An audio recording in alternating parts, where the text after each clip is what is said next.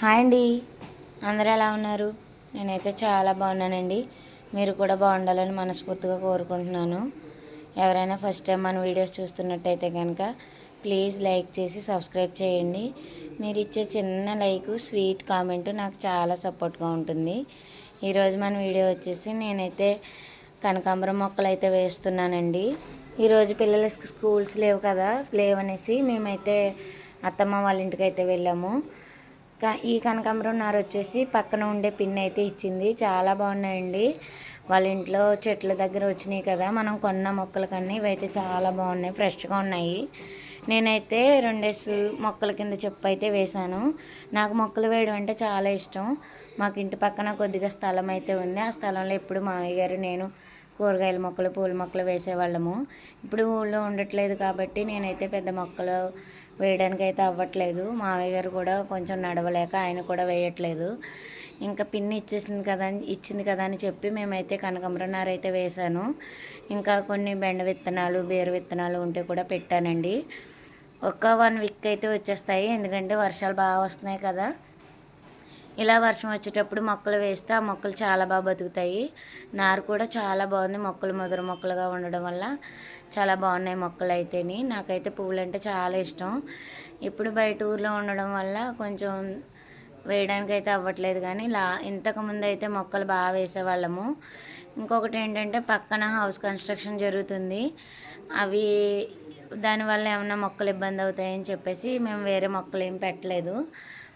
పూల మొక్కలు అయితే వేశాను. ఇంకా మా గార్డెన్లో ఏమేమి మొక్కలు ఉన్నాయో చూపిస్తాను చూడండి. ఇలా మొత్తం మొక్కలు అయితే వేసిన తర్వాత ఇలా అయితే ఉన్నాయి. ఇవి మళ్ళీ పెద్ద అయ్యాక మీకు వీడియో తీసి పెడతాను నేను. మా గార్డెన్లో వచ్చేసి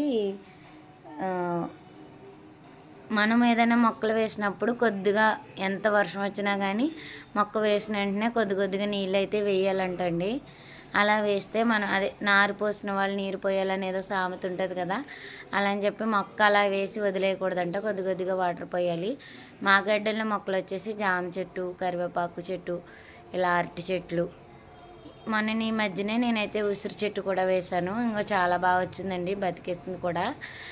ఇంకా ఇక్కడ బీర విత్తనాలు అయితే పెట్టాను, బెండ విత్తనాలు, బీర విత్తనాలు కూడా పెట్టాను.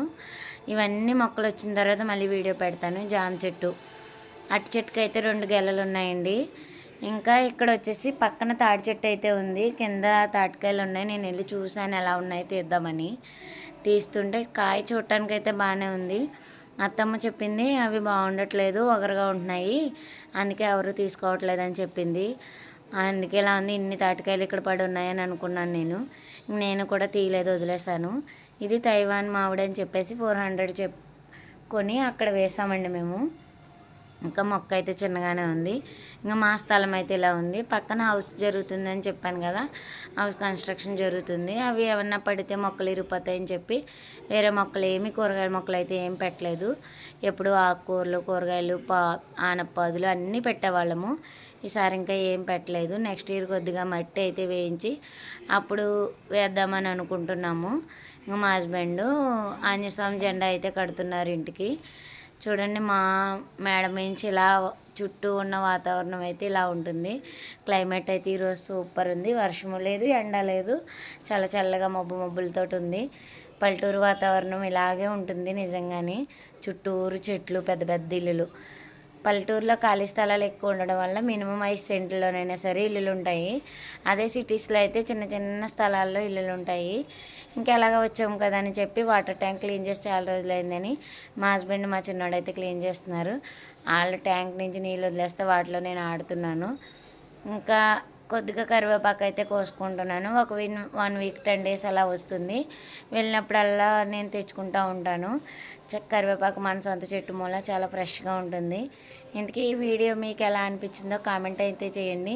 మీరు కూడా మీ గార్డెన్లో మొక్కలు ఏమైనా వేసారో లేదో కామెంట్ చేయండి. ప్లీజ్ లైక్ చేయండి.